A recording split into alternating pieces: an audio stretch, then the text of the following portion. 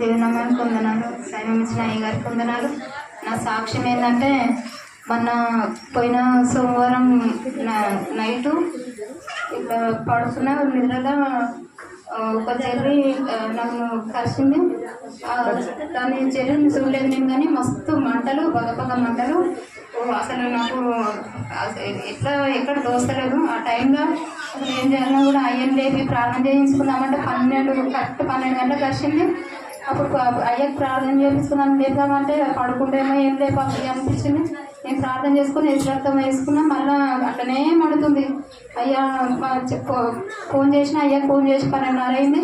అయ్యా కొంచెం ప్రార్థన అయ్యా, ఇట్లా ఏం గడిచిందో నాకు కనిపించలే, కానీ మస్తు మంటలు వేస్తుంది అయ్యా, బాగా మండుతుంది, మస్తు నాకు నా వల్ల అయితే అయ్యా అంటే, సరే అమ్మని ప్రార్థన చేసిండు. అయ్యా ఆ నొప్పి ఒక 3 గంటల దాకా మంట ఉండే. ఇక నొప్పి గారబెట్టిండు వేసిన వల్ల. మళ్ళీ పొద్దున లేచి నైట్ అంతా అవన్నీ తెలిపి చూస్తే కనిపించలేదు. పొద్దున లేచి చూస్తే పొద్దున బట్టలకేనే అట్లా చెర్రి పడితే చంపేసిన.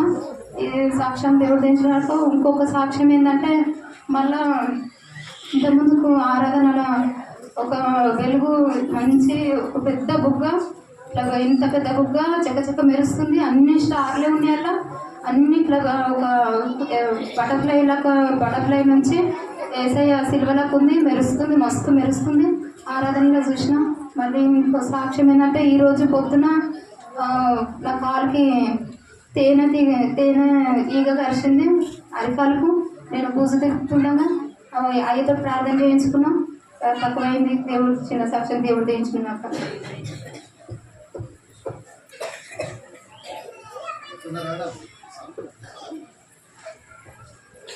దేవుని సంరక్షణ నిన్న మా ఆయన ఎన్నో సామాన్ ఇస్తా అంటే పోయినాడు గుట్టల వేసుకొని. సామాన్ బాగానే వేసుకొని వస్తుంటే ఇట్లా గడ్డలకు ఉన్నట్ట బండి తీయబోతుంటే మొత్తం మీదికి లేచినాక ముందర అంత ఎత్తు మీదికి లేచినాక ఇట్లా వెనక బోర్ల పడ పోయిందంట బండి. కానీ దేవుడు కాపాడడం వల్ల ఆ బండి అట్నే నిలిచిపోయిందంట. వెనక అందరు వచ్చి ముందర కిందికి అనేసరికి ఆ బండి అయిపోయిందంట. ఎలాంటి ప్రమాదం జరగకుండా దేవుడు మరణం నుండి కాపాడు. దేవుడు ఇచ్చిన సాక్ష్యం దేవుడు ఇచ్చిన.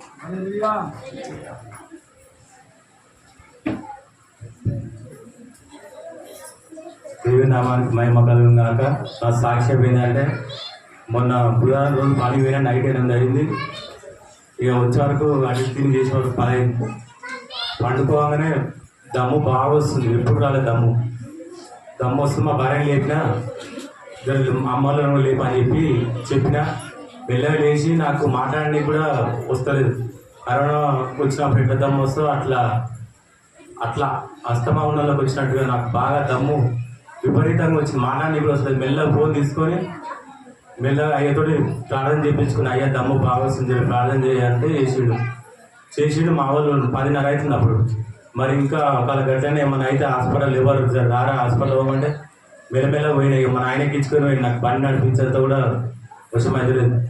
ఇక హాస్పిటల్లో పోయినాక ఒక ఆక్సిజన్ ఒకసారి పెట్టి ఏమైనా నార్మల్ ఉందా అని అంటే ప్రార్థన చేసుకుంటూ ఉన్నా. దేవుడా, ఇటుకీ 15 సంవత్సరాలు ఆయుష్ పొడించినవు. ఆయన ప్రవర్తనను చూసి నా ప్రవర్తన కూడా నీకు నచ్చితే నన్ను ఉంచుకో, లేకపోతే తీసుకో అయ్యా. ఎందుకంటే నేను బ్రతుకుతున్నా అంటే నీ కృప వల్లనే అని మనసులో ప్రార్థన చేసుకుంటే ఆక్సిజన్ పెట్టుకుంటున్నా. ఆక్సిజన్ ఒకటి అయిపోయినాక ఒక 10 నిమిషాలకు ఇంకా అట్నే అనిపిస్తుంది ఇంకోటి పెట్టాలంటే నాకు తక్కువైందని చెప్పిన. అయ్యే ప్రార్థన చేసిండు. నా ప్రార్థన దేవుడు విన్నాడు. దేవుని నామానికి మహిమ కలుగును గాక. నన్ను సజీవ లెక్కలో నిలబెట్టిండు. ఎందుకంటే విపరీతమైన దమ్ము నేను బతుకుతానని నేను అనుకోలేదు. నన్ను నిలబెట్టినందుకు దేవుని నామానికి మహిమ కలుగును గాక.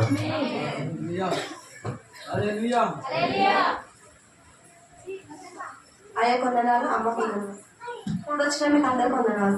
నేర్పే సాక్ష్యం ఏంటంటే, పోయిన శుక్రవారం రోజు మా చిన్నమ్మ చనిపోయిందని ఫస్ట్ డే కదా మా బుజ్జి మా ఆయన వచ్చి వేసాల రోజు చనిపోయింది, చావైపోయింది. శుక్రవారం రోజు సాయంత్రం మా బుజ్జికి బాగా దురాత్మ శక్తులు బట్టి అవమానం చేస్తుంటే అయ్యకి ఫోన్ చేసి అయ్యా అక్క చెప్తున్నాను రాత్రి చెప్తే ఎట్లా అని చెప్పి అప్పుడు నాకు చర్చి ఉంది. ఆ చర్చి కాడికి పోతే ఆ చర్చిన పాస్టర్లు వాళ్ళు లేరట. మళ్ళీ ఆంచలు ఇంకో చర్చికి వచ్చినాం. మా తమ్ముడు తెలిసి చర్చిలో కూడా ఫోన్ చేస్తే ఎవరు లేరమ్మా అని చెప్పింది. చెప్తే నేను మస్తు ఏడ్చిన. దేవుడా మా గుట్టలో మాకైతే దేవుడు చర్చిలో అయ్యాను, చర్చి మాకు దగ్గర ఇచ్చినావు. కానీ ఇక్కడ 2 చర్చిలు తిరిగిన అయ్యగారు ఆదివారం రోజే తీశారంట. 10 రోజులు తలుపులు వేసే ఉంటాయి. దేవుడా నేను ఆటలో ప్రార్థన చేసుకుంటున్నప్పుడు ఒక చర్చిలో మేము వెళ్ళాలి పోయినప్పుడు ప్రతి వారం ఒక చర్చి పోతాం అన్నట్టు. ఆ చర్చికి పోయినాం. పోతే అక్కడ కూడా తాళమేషం ఉంది. తాళమేషం అక్కడ నెంబర్ ఉంటే ఫోన్ చేస్తే అయ్యగారు ఎంతో పంపించి తాళం తీపిస్తే అయ్యా మీరు గుర్తని అమ్మంటే అవునయ్యా మేము మళ్ళీ ఇక్కడికి వచ్చినప్పుడు వస్తాం కదా అంటే అవునమ్మా మీరు వస్తారు ఏమైంది పాపకంటే ఇట్లా అయిందంటే నేను సిరిసిల్లలో ఉన్నామా నేను రాను ఇప్పుడు అని చెప్పిండు. చర్చిలో అయితే కూర్చోరంటే సరే తాళం తీసి కూర్చున్నాము కూడా ఇంకా ఎక్కువ చేస్తుండ్రు అమ్మ పోతలేదు. అయ్యా అర్థం ఇక్కడ శుక్రవారం వాక్యం అయిపోయింది అయ్యగారిది. మళ్ళీ ఫోన్ చేసి వీడియో కాల్ చేస్తే ఆ రోజు వీడియో కాల్ ద్వారా నా బిడ్డ బాగుపడదు. లేకపోతే నా బిడ్డ ఆ రోజు చనిపోయేది నిజంగా చాలా భయంకరంగా చేసింది. అట్లా భయంకరంగా వేసింది. చాలా బాగా కొట్టుకుంది, ఏడ్చింది బాగా. అయ్యగారు వీడియో కాల్లో ప్రాణం వేసిండు, నా బిడ్డను బ్రతికించిండు. నాకైతే బాధ అనిపించింది ఏంటంటే మన ఊర్లో ప్రతి శుక్రవారం ప్రతి మంగళవారం ఆదివారము మనకు చర్చి ఉంటుంది. కానీ అక్కడ ఒక ఆదివారం మాత్రం తీసుకుంటే చర్చిలో పాసలు కూడా లేరు. అది చాలా బాధ అనిపించింది. మా అయ్యగారు అక్కడ వ్యక్తి ఇది కొందనాలు దేవా అనుకుంటాను నేను. చిన్న సాక్ష్యం దేవుడు తీర్చినాడు. శక్తులతో బాగా కొట్టుకున్నది కడుపు కాదు ప్రార్థన దాని వీడియో కాదు అయ్యా ఇది కాదు ఏదో ప్రార్థన చేయగా దేవుడు ఏ ఆత్మ శక్తి అది గడిదప్పుడు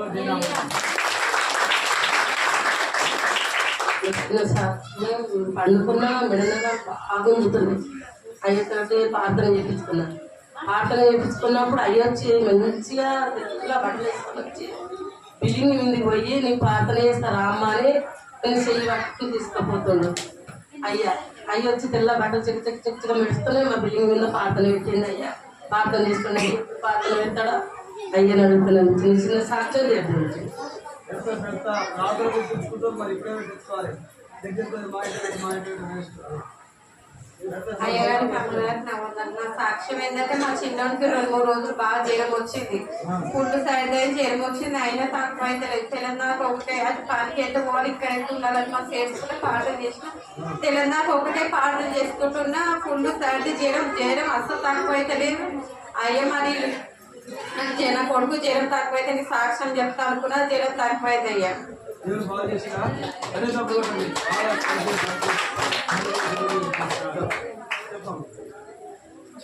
అయ్యా గమనిస్తున్నాను. నా సాక్షి ఫస్ట్ నేను ఆట తెచ్చుకోముందుకు ఇద్దరం మా ఆయన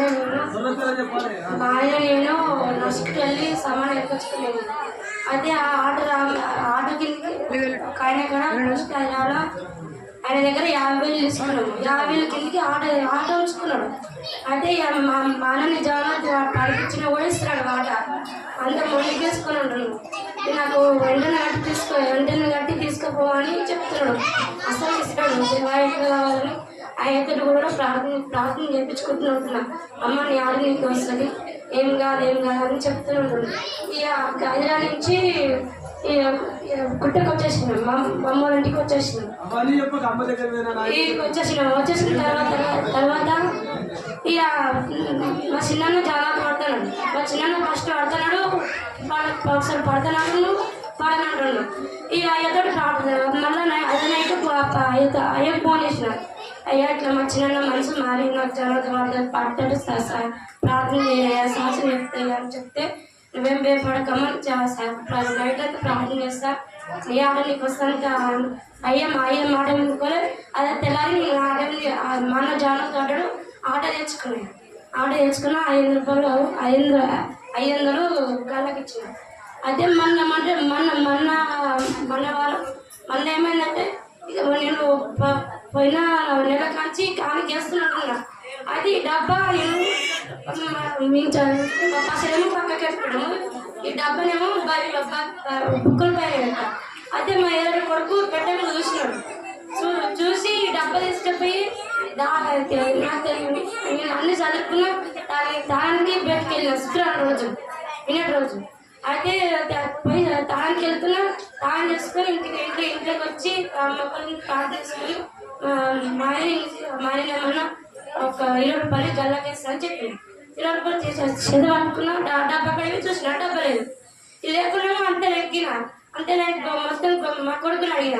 మా కొడుకుని అడిగితే ఏమంటున్నావు, అన్న తీసుకున్నాను అంటున్నాడు. ఏ అన్న తీసుకున్నా, సందీప్ తీసుకున్నా అని చెప్తున్నాడు. అంటే మా ఎరవని కూడా అడిగిన, ఆమె కూడా చెప్తలేదు మా కొడుకు తీసుకోలేదు, మా కొడుకు అంత దొంగ కూడా అన్న ఎందుకు గొడవ చేస్తుంది. ఇక నైట్ అంతా మళ్ళీ అయ్యా 12 గంటలకు నైట్ ఫోన్ చేసిన, అయ్యా లేవట్లేదు. ఇక మళ్ళీ ఎడుచుకుంటే ప్రార్థించిన, అయ్యా నీ కాడికి పసరు తండ్రి, నా ఆట రావాలని నీ ఆశతోటి నేను కాడికి కట్టుకున్న ప్రభావ, అది నాకు దొరికితే నీకు సాక్షి చెప్తా తండ్రి అని ఇక చిన్న పిల్లలుగా పెద్దలుగా ప్రార్థన చేసుకున్నా పండుకున్నా. అదే తెల్లారి మా కొడుకు గుట్టంతా చూపించిండు, మొత్తం గుట్టంతా ఎక్కి చూపించిండు. మళ్ళీ మా ఎర్ర కొడుకుని అడిగిండు, అరే సందీప్ ఏడ దాపెట్టిన చెప్పరా, నేను ఏమన్నా మేము కూడా చెప్ప నేను కాకపోతే దేవుని పసరా అవి మంచి కావని చెప్పిన. ఆడించి ఆడ వచ్చి నాకు చూపించాడు. డేర కింద మొత్తం అరిగిపోయింది, డబ్బా మొత్తం పోయింది. ఈ నా డబ్బా నాకు దొరికింది. చిన్న సాక్ష్యం దేవుని పదవ భాగం రోజు కష్టం చేస్తుందని చెప్పుకునేది. మరి దొంగతనం చేశాను చూసినావా, దేవుని ఖర్చు పెట్టలేదు, దేవుని పసలు మరి ఎక్కువ తీసుకొచ్చి మరి చాలా పెద్దగా పోతుంది.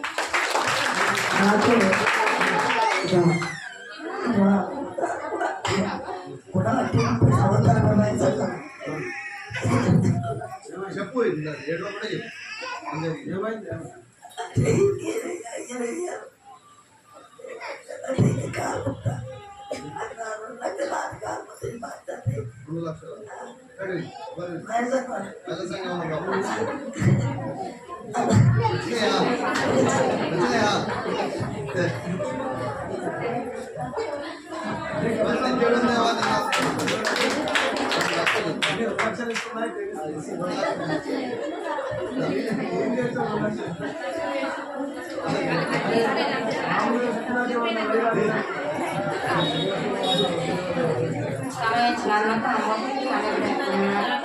మన 10 రోజులకి పెద్ద బుజ్జికి చాలా జ్వరం, నైట్ మస్తు చలి జ్వరం వచ్చిందంటే మనకు తెలియదు. పేపరానికి ఎప్పుడైనా 4:30కి లేచిపోతాం. 4:30కు నేను సంచి పట్టుకొని బయటకు వచ్చినా రాగానే మా కొడుకు ఆ రోజు ఆనే వచ్చి ఇక్కడే కానీ ఫోన్ చేసింది. ఇక ఫోన్ చేసి నాకు చూసి అమ్మ నేను చనిపోతామా తెల్లగా నేను తట్టుకోలేకపోయాను, చాలా బలిగిన ఆనందాలకు వస్తే నేను తట్టుకోలేకపోయాను, చాలా బలహీనత చలి చెడ్డము భూమి తట్టుకోలేకపోతున్నాను. తీసుకొస్తే వెంటనే తీసుకొని హాస్పిటల్లో 10:30కు వచ్చి డాక్టర్ బలహీన చిన్నపిల్లలు ఎలా అంటాము సార్, ఎలా అంటాము అంత తట్టుకోలేకపోతుంది. ఎన్ని రోజులు అంటే సార్ నైట్ నుండి అంటే వాళ్ళవి చెల్లపల్లి సార్ నాకు తెలియదు వచ్చిందంటే తట్టుకోలేకపోతున్నాము. నేను చనిపోతే నాకు ఏమైనా పట్టిందమ్మా అని అంటుంది, మస్తు వణుకుతుంది. ఇద్దరే పోయినాం, మా కొడుకు దించి అందులో పోయింది. చిన్నపిల్లాడు కూడా ఫుల్ జ్వరం ఆ బాగా. ఆ డాక్టర్ వాళ్ళ మందులో విడిచిపెట్టాను, చూడలేక వచ్చి చూసి అమ్మాయికి వెంటనే పరీక్ష చేయాలి, స్నానింగ్ చేయాలని చెప్పాడు. స్నానింగ్ తీసాడు, పరీక్షలు తీసి డౌట్ చేసాడు, అమ్మాయికి ఏమైనా ఉన్నదేమో, మీలో ఎవరికైనా ఏమైనా ఉందా, ఇట్లా బలహీనం ఇంత ఆయాసం పడుతున్నానంటే సార్ మాకేమీ లేదు అదే చూసారంటే ఇక చూస్తే పరీక్ష నార్మల్ వస్తే సరే లేదుకున్నాను. సరే దేవా నీ చిత్రం అయ్యా, ఎన్నో కార్యం చేసినవి కూడా చేయవు. ఆమెకి ఎక్కువ ధైర్యం ఉండదు, చాలా మాత్రం ఉంటుంది. నేను ఎప్పుడు అంటాను బిడ్డ నువ్వు ప్రార్థన చేయించుకోవాలి, అయ్యారు ఫోన్ చేశాను కూడా చేయించుకోవాలి, ధైర్యంగా మాట్లాడదాం అన్నప్పుడు అది స్నానింగ్ తీసిన ఒకటి స్నానింగ్లో నిమ్మ వచ్చింది, ఈ పక్క మొత్తం నిమ్మ వచ్చింది. ఇక అన్ని గ్లూకోజులు అన్నీ పెట్టారు. ఇంకా పరీక్షలు రాలి 10:30కు 1 గంటకు వస్తాయి అమ్మ అని చెప్పి నైట్ తీసుకుపోయి బిల్డింగ్ చేసినాం, జాయిన్ చేసుకుని ఫీజు కట్టిన పోయి బిల్డింగ్ చేసినప్పుడు మొక్కుతుందో తట్టుకోలేకపోతుంది. నాకేమో చిన్నపిల్లాడు వస్తే ఏడుస్తుంది, నాకు భయం అవుతుంది. ప్రభుత్వానికి నాకు ఫోన్ పేరు తెలియదు అన్నది పిచ్చేసిరు. అట్లా ఇట్లా ఆమెనే చూడండి అన్నది నెంబర్ ఉంటుంది, పాఠశాల నెంబర్ ఉంటుంది చూడండి. అట్లనే పడుకొని ఆ నెంబర్ చూసింది, కాల్ చేసినాం. అన్న చేస్తే అన్న ఎత్తి అన్న ఇట్లా సరిదాన్ని ప్రార్థన చేసి అన్న చేసిన ఒక అర్థంటే చేపడుతుంది. నా బిడ్డ మంచిగా వండుతుంది, సరే అన్నీ మదర్ పరీక్షలు కూడా 6 మంది వచ్చినాయి. ఎలాంటివి రాను, ఒక నిమ్ము తప్ప ఏరు. చిన్న సాక్షి దేవుడికి. పోయిన నెల కూడా నా చిన్న బిడ్డ పడ్డది. ఆమె కూడా భయంకరంగా కాళ్ళు నొప్పులు, మస్తు జ్వరం. ఆమెను కూడా 2 రోజులు అలానే జ్వరం చేసినాం. ఆ నెల అట్లా ఓ నెల కూడా మన అల్లునికి పసకలు వచ్చినాయి. దేవుడు ఆయన కూడా మేము చేసినాం. ఎన్నో కార్యక్రమం చేసిన ఆయనకు ఇప్పుడు మేము ఉన్నప్పుడు నాకు ఏం సమస్యలు వచ్చినాయో ఊరికి చెప్పుకొని ఒక దేవుడు ఎంతగానో మేము చేసిన చిన్న సాక్ష్యం హల్లెలూయా. దేవుడు బాగు చేస్తున్నాడు. ఎవరు బాగు చేస్తున్నాడు? ఏ దేవుడు బాగు చేస్తున్నాడు? ఫోన్ల ప్రార్థన అంటే జ్ఞానపడి పిచ్చా ఫోన్ల ప్రార్థన చేస్తున్నాడు. ఏ దేవుడు ఒకరోజు బాబు బాధ ఎప్పుడే ప్రార్థన చేసినాను. నా నెంబర్ ఇచ్చావా? ఎందుకంటే క్యాలెండర్ కూడా ఇస్తా, వారి ఇంట్లో ఉంచుతాను. ఎందుకంటే ఫోన్ చేసుకొని ప్రార్థన చేసుకొని పిచ్చి అని తెలిసాను. ఎందుకంటే ఏ అక్షరాలైనా ఫోన్ చేస్తే నేను హల్లెలూయా. ఎక్కడున్నా ప్రార్థన చేస్తే దేవుడు బాగా చేస్తాడు. మీరే దగ్గరికి వచ్చి ఇంత చేయబెట్టాలి కాదు. నేను ఎక్కడున్నా మీరు ఎక్కడున్నా ఫోన్లో ప్రార్థన చేస్తే దేవుడు చూస్తామని అమ్మని నాకు తప్ప ఏదే దేవుడు ఎవరు బాగా చేశారు? ఏ సుఖపోతారు కళ్ళు చూశారు. సాక్షి దేవుడు దీవించున్నాడు. సమాధానం సంఘం మీద నాది మొన్న పోయిన మంగళవారం ప్రార్థన చేపించిన ఆయనతో పెయ్యంతా దుడ్డలతో పెట్టి బాగా దుడ్డ పెట్టి గోలు వేసుకున్న తక్కువ కాదు, అది చూపించిన తక్కువ కాదు. అయ్యే డాక్టర్ ప్రార్థన చేపించుకుంటే ఆ దుడ్డ తక్కువైంది. దేవుడు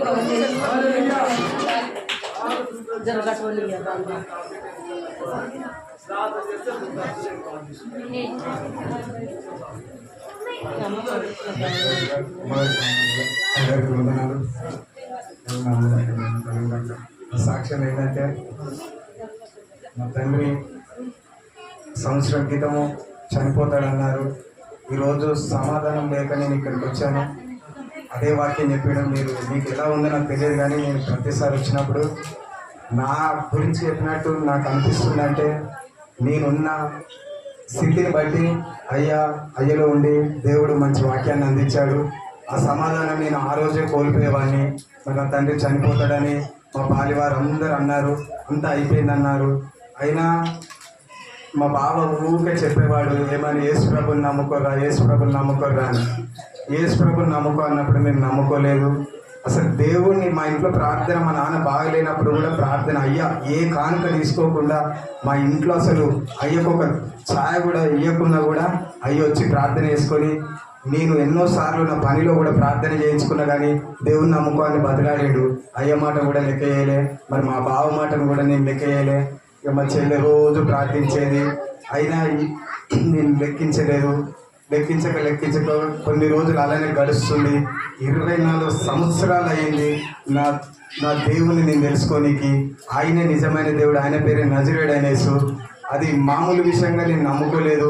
జైల్లో పడ్డానికి నాకు పెద్ద బాధ లేదు. మా అంటే నేను 45 రోజులున్నా మరల బయటకు వచ్చాక నేనంటే ఏందో, నా పని అంటే ఏందో చూపిద్దామని నేను హృదయంలో బలంగా నేను నమ్ముకున్నాను. ఆడుతూ పాడుతూ అన్నదమ్ములకు సంతోషంగా ఉన్నాము.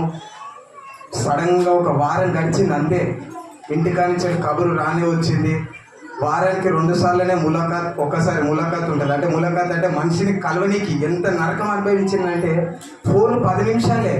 అరే ఆ ఫోను మరి మా తండ్రి బాగున్నాడా అంటే అందరూ మామూలు పర్ఫార్మెన్స్ కాదు.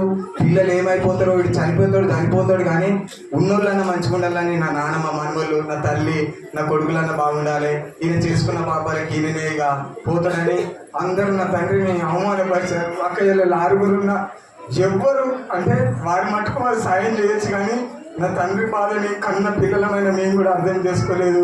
ఆ ఊమిలికి ఎవరు దగ్గరికి కూడా రాలేదు. అది వచ్చిన భయంకరమైన టీబీ వ్యాధి. ఆ టీబీ వ్యాధి మాట్లాడితేనే సోకుతుంది అంటారు. మరి దగ్గర కూడా రాలే. మా ఇంటికి వచ్చే మానవుడు లేడు, నీళ్ళు తెచ్చేవారు లేరు. నేను ఒకటే రోజు ఏడ్చుకుంటే జైల్లో ఏడ్చుకుంటుండేవాడిని.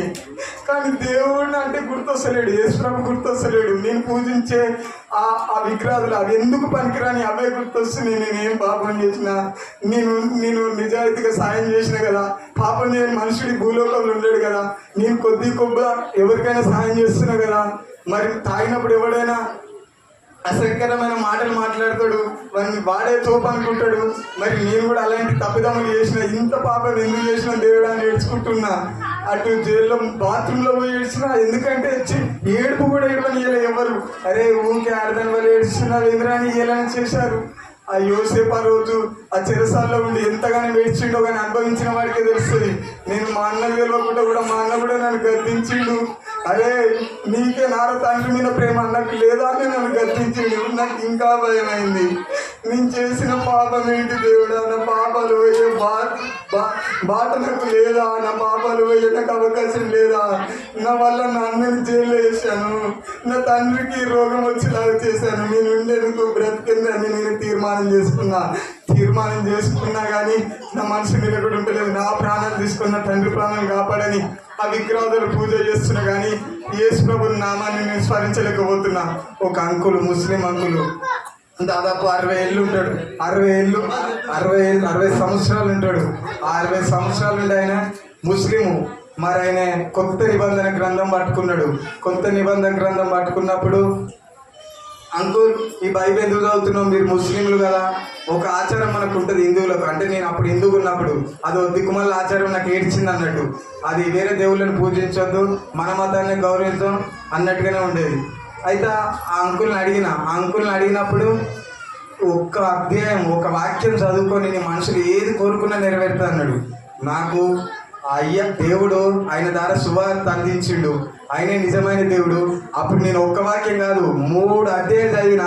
నేను జైల్లోకి వెళ్ళి బయటకు వచ్చిన, నా తండ్రిని బ్రతికిచ్చిండు.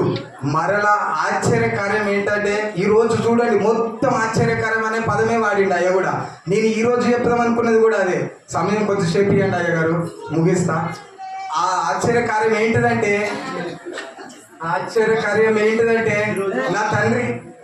నా తండ్రి ఏ టీబీ రోగం పోదు, జీవితకాలం టాబ్లెట్లు వాడాలన్న రోగం అది. ఆ మాట్లాడితే కరోనా కంటే ఎక్కువ సోకుతుందన్న రోగం.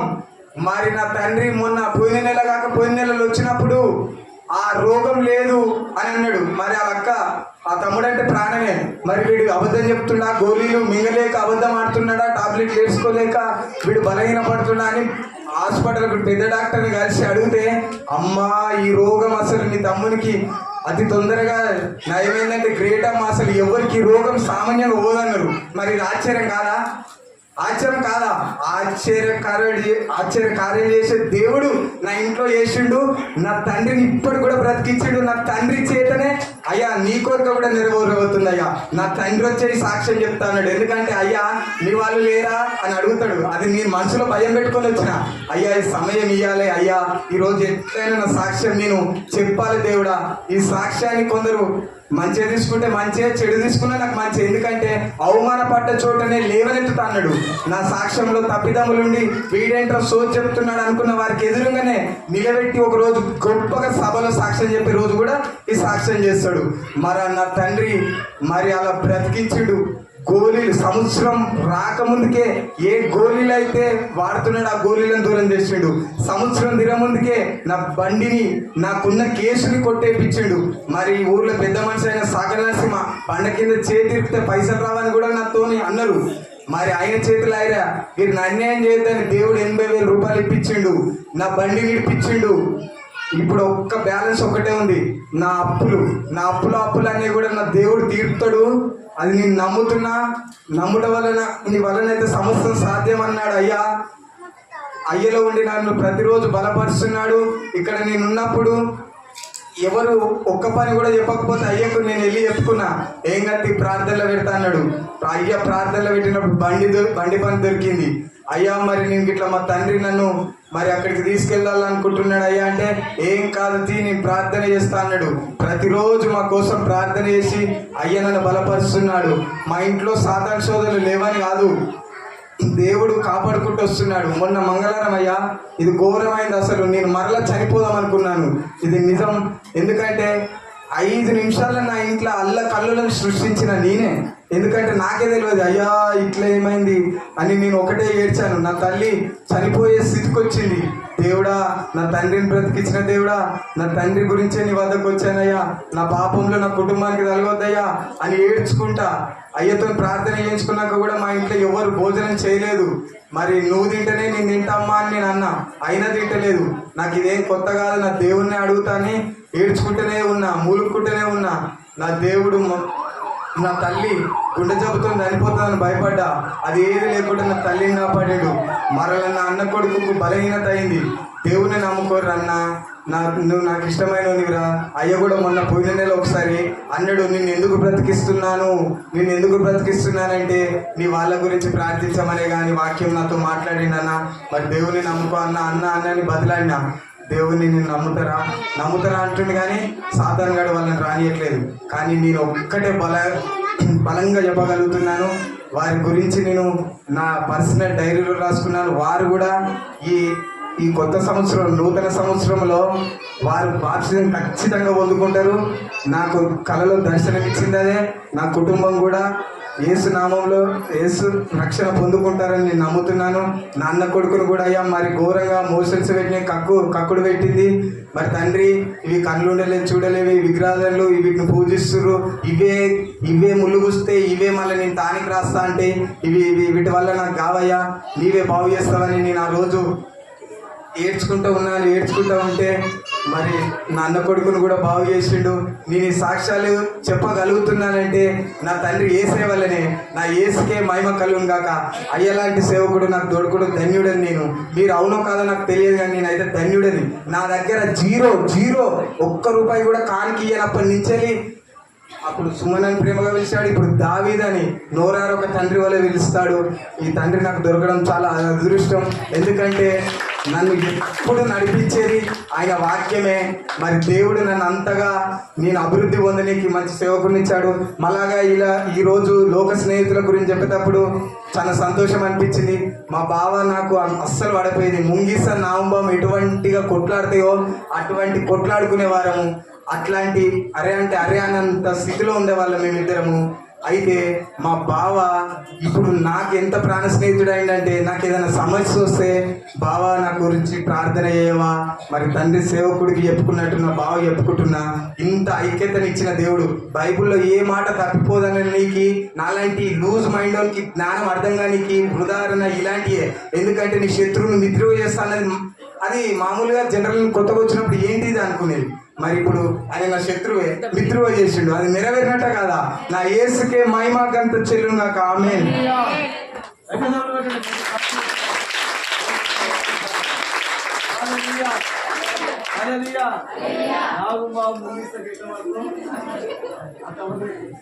దేవుడు ఏం చేస్తున్నాడు?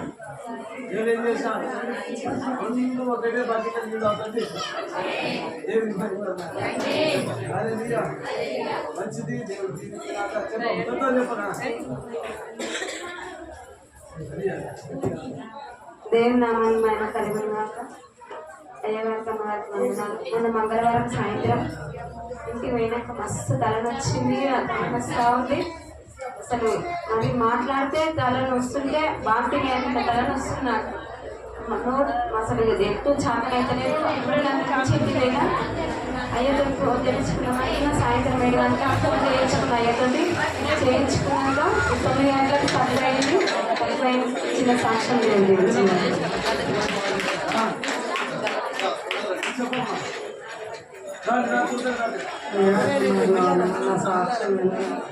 మా కొడుకు బండి స్టాండ్ అయ్యి గీరిపోయిందండి. కాలు గీరిపోతే అది పెద్ద అయింది. కాలు బాగా వాపొచ్చింది. 2 నెలలు అయింది. ఆ కాలు గీరిపోయింది కూడా తెలియాలి. పెద్దగా అయింది, బాగా వాపొచ్చింది. అయ్యతో ప్రార్థన చేయించినప్పుడు తక్కువ అయింది. మళ్ళీ 2-3 రోజులు తక్కువ అయింది. కానీ ఏమో నిన్నడట నుంచి అంటారు. 2 వచ్చిస్తే నిన్నడట మళ్ళీ అది ఎక్కువ అయింది. అది ఎక్కువ అయినాక బాగా వాపొచ్చింది. నడవస్తలేదు, ఏం తింటలేదు, చేస్తలేడు. ఇక బాగా పడుతుంది. 2-3 రోజులు ఇంటికాడనే ఉన్నాడు. అయ్యతో ప్రార్థన చేయించిన నేను 5 మంగళవారాల కొడుకు గురించి ఉపవాసం ఉంటా, కాలు మానాలని ఉపవాసం ఉన్న కాలుకు ఇంత లోతు పడ్డది, 2 ఇంచుల లోతు పడ్డది.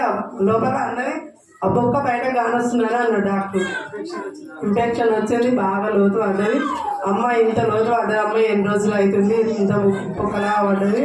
ఆయనకు ఇంత ఇన్ఫెక్షన్ వచ్చింది, ఆయనకు ఏమో మీ అదృష్టం అమ్మ, బాగా కాలు మంచి అవుతుందో కాదో నాకు కూడా తెలియదు అని అన్నాడు. ఆ కట్టినాను అంటే ఇక మంగళవారం 3 వారాల కింద మంగళవారం రోజు ఉపవాసం ఉండి అయ్యతో ప్రార్థన అందరూ ఏమంటారు అంటే ఈయనకు బీపీ ఉందో, షుగర్ ఉందో, థైరాయిడ్ ఉందో, ఏముందో ఆయనకు మాట్లాడలేదు ఇన్ని రోజుల నుంచి అని అందరూ అంటారు. ఎవరు చూసినా కానీ నువ్వు చూపిస్తలేవు హాస్పిటల్ కానీ అంటుంది, చూపించినా కానీ చూపిస్తలేవు అంటుంది.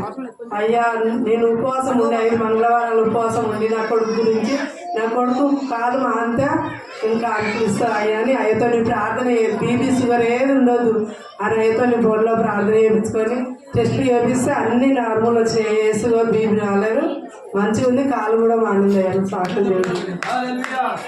ఎంత గొప్ప దేవుడు, మరి పేద గాయాన్ని దేవుడు ఆ గాయపడి హస్తంతో దేవుడు బాగు చేశాడు. కనీసం ఇలా డాక్టర్గా మాని అన్నారు, దేవుడే మాకు చేశాడు. ఈ గాయం కలిగేసి నీ గాయము మాపుతాను. ఎంత గొప్ప దేవుడు చెప్పమ్మా త్వరగా. పాత్ర అయిపోయినాక భయమైన ఇంటికి పోయినాక భయమైన కాళ్ళ దగ్గర ఎత్తేసుకున్నాడు. అవి కాళ్ళు తీసాడు, భయమైంది. భయం అయితే ప్రార్థన చేయించుకున్నాం మా మనవరాలతో. ప్రార్థన చేయించుకున్నాక తక్కువ అయిందిరా. మా చిన్న బిడ్డ కదా కొడుకు పుట్టిందట, ఫోన్ చేసింది. ఫోన్ చేసి ఫోన్ ఉండదు అని కొని అయితే ప్రార్థన చేయించుకొని ఇద్దరు పండుకున్నాక నిద్ర పట్టింది. కాల పెద్ద బావి పొంది ఒక బండ కలబడ్డది, బావితో నాకు కలబడ్డది. నాయన కలబడ్డది అయ్యా చెప్తే ఏం కాదు అని ప్రార్థన చేసిండు. మా చిన్నారుడు కూడా ఫోన్ చేసిండు, నా మనవడు పుట్టిందని చెప్పిండుగా. చెప్పంగానే ఇక చదువుకున్నా, సబ్జెక్ట్ ఇవ్వకున్నా. నా చిన్న సాక్ష్యం దేవుడు చేసినట్టు. దేవుడు బాగు చేసినాడు. ఉండే దడ భయం అంత కాలం